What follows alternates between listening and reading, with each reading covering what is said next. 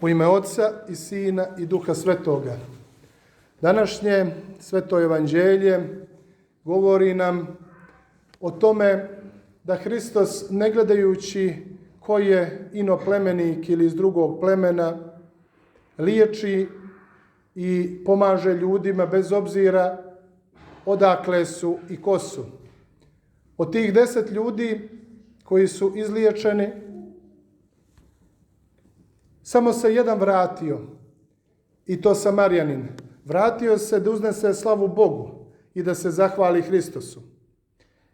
Jer kao što mi u svakodnevnom životu činimo za sva dobra djela, svu ljubav i svaki blagoslov kojim smo obasuti od Boga, često zaboravljamo da mu se zahvalimo.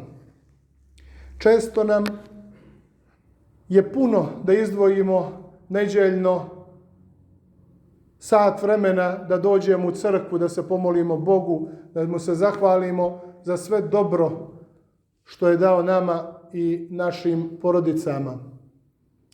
To je to kada više mislimo o ovozemaljskom i trudimo se da nešto što je propadljivo održimo.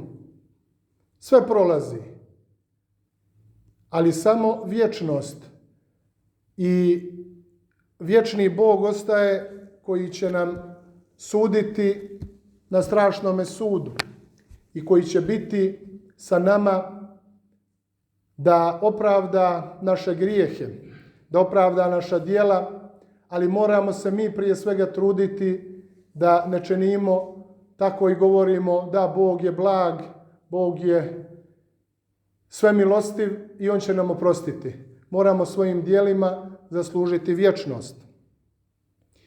Kao ovaj Samarjanin koji se vratio da blagoslovi Boga, vidim da se crnogorski narod vraća i da se vraća sebi, svojoj crkvi, da u njoj blagoslovi i blagodari Bogu za sva dobra koja je dobio.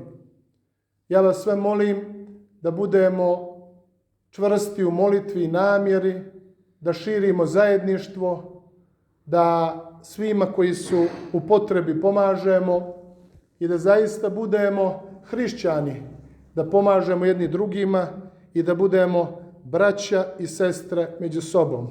Neka vas sve Bog čuva i blagoslovi. Amin Bože.